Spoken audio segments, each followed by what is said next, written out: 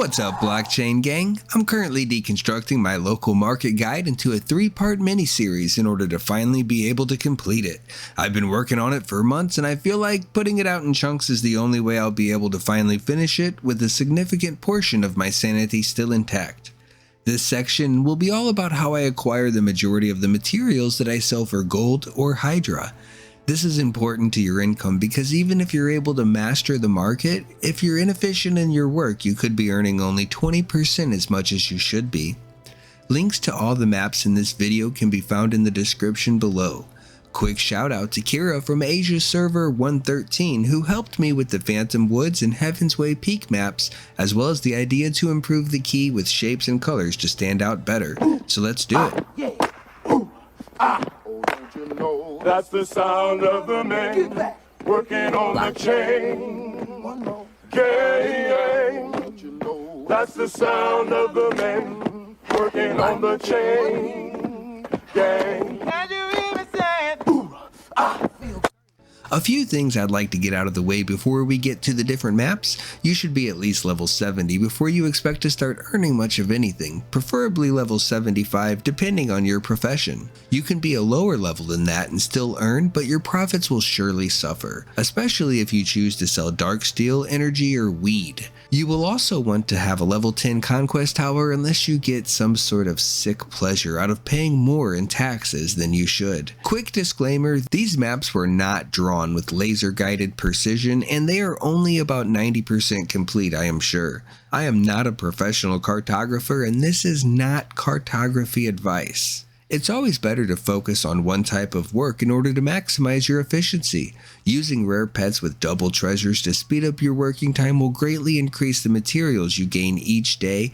instead of having 3 different loadouts of uncommon pets for mining, energy, and harvesting that only use a single treasure slot. We will begin with the most obvious, which is mining dark steel. It's possible to mine dark steel and start smelting it to be sold on the Wemix wallet rather quickly, but you are competing in the market with players who own the valley and get millions of dark steel each week for doing nothing while having a much lower tax rate. Since these players are constantly selling dark steel boxes for gold and smelting it to sell for Wemix, it is often much more profitable to mine ore instead. If you must pick dark steel, it is much easier to AFK mine in Redmoon Valley on most servers, which will require level 75. If you wait until the Trinity fee is at a low point, you can increase your profits by another 5 to 10%. And if you wait until you have enough to convert it into Hydra before trading, you can earn another 5 to 10% that way. This also gives you the opportunity of quickly acquiring gold from the market as well by sealing dark steel. If you are selling the 100k boxes, it is better to pay the 10% at the trader in town. But if you're selling the million boxes, it's better to pay the 10 gold. Ore uses the same mining speed bonus as dark steel, so it's not hard to alternate between the two. Ore is also the easiest to mine because of how similar the drops are from blue nodes to red.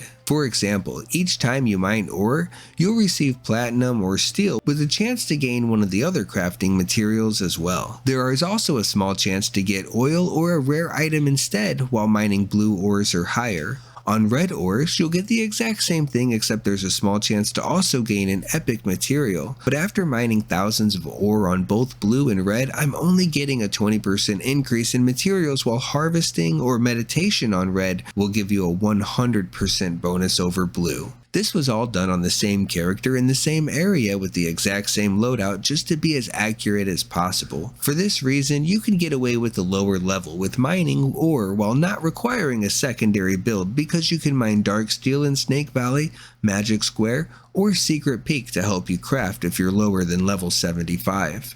When we are crafting, you should only upgrade unmarketable, uncommon steel, and platinum, and consider selling the rest. From time to time, you can upgrade the other uncommon materials when needed, but this should always be a last resort as it will cost you much more resources that will eat up your profits. You should also be completing the daily quest for steel, platinum, glittering dust, or dark steel as needed. You should be selling all marketable rare items for gold and upgrading the other rares to epics until you no longer have enough glittering powder to do so. Then you can start crafting rare material with ancient blue dragon pieces to damp until you run out of dark steel or copper.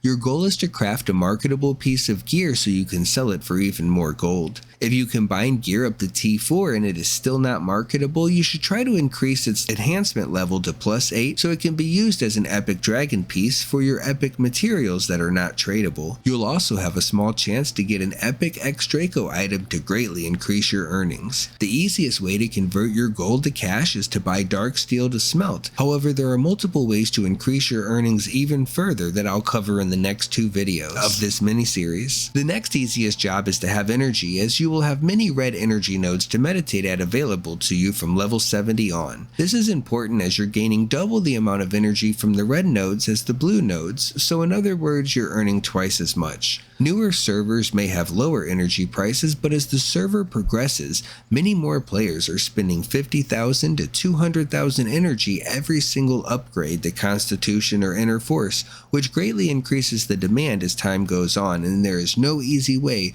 for these strong players to get energy unless they buy it, compared to the dark steel that they get for free from the Valley tax. It costs 10 gold to seal the 100k boxes of energy, which is the same amount as it costs to seal the 1 million box, so it is almost always better to sell the million box once you factor that into the price. Plants will also yield double the crafting materials from red nodes as blue nodes, but it's hard to reliably find a red plant in the level 70 areas, so I would recommend pushing for level 75 for the Red Moon Mountain and Gorge areas, or you'll waste much of your time on blue plants or walking around and searching for red plants. The plant system is very similar to ores, except for you'll want to craft everything, even the whites. Like ore, we sell the rare material and upgrade the non-marketable stuff or use it on your character. Once we get an epic, we can put them in boxes for the EXD to increase our earnings even further. Another option with plants like ore, which can craft gear, you will also be able to craft potions, which will help your character progress faster and can be tradable in the local market, or 50 epics can be sealed into boxes for a higher amount since nobody is currently selling them. The last thing I want to recap is that many professions require resources such as copper, dark steel, life elixir, glittering powder, or energy. It is faster to buy these when you run out, but you also have to keep in mind that this will decrease your profits. A wise strategy would be to employ the tactics in the market from my next 2 videos in order to dominate these sectors so that you always have them in great supply and even make extra gold off of trading them. For example, if you are mining ore, you may want to also corner the glittering powder market on your server so that you can profit from them, and once you get to 5,000, they can be sealed for only 2 boxes instead of 5, so the profits are much higher. Make sure to subscribe so you don't miss out on those tips. While it is possible to use your clan coins, shards, and crystals, I tend to save these for promotional materials as needed in boss summons. If you find that you have too many of 1 or 2 of the shards or crystals, it is fine to cut out the excess for elixir or powder. Ancient gold coins is another great source for these materials as long as you're using your tickets each day. If you would want to earn as much as possible, you should probably be playing 4 accounts. That is 2 from the native client, 1 from Steam, and 1 from mobile. Each account should focus on different professions to make them more efficient, but if you have to only pick 1 or 2 professions, then I hope this guide has helped you decide. It is impossible for me to tell you which type of work earns the most at any given time because the economy of MIR4 fluctuates just like a real-world economy or ecosystem. If Draco and Hydra prices pump, people will give up meditation, mining ore, and harvesting plants to do that instead. Over time, the price of Draco will drop because so many people are mining it, and there will be a decrease in the supply of energy, materials, gear, and plants, resulting in higher profits there. The final thing you'll want to decide is if you want to progress your character to make them stronger or not. Personally, I have 4 accounts and each one focuses on a different type of work described above. With my characters, I'm only working about 40% of the time and grinding experience and drops the other 60%. This allows me to earn gold from marketable items such as reputation gear and promotional materials if I grind experience in areas with unique monsters which respawn every 5 minutes, as well as increase my earnings by being able to sell them as an NFT one day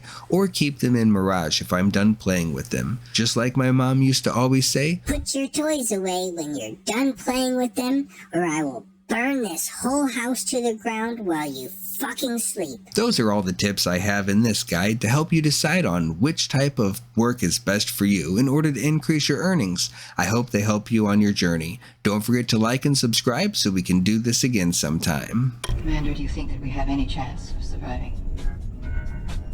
You, Counselor, wouldn't ask me that question. I would ask him. Why? Because he's the one who believes in miracles. I believe in miracles. Since you came along, you sexy thing.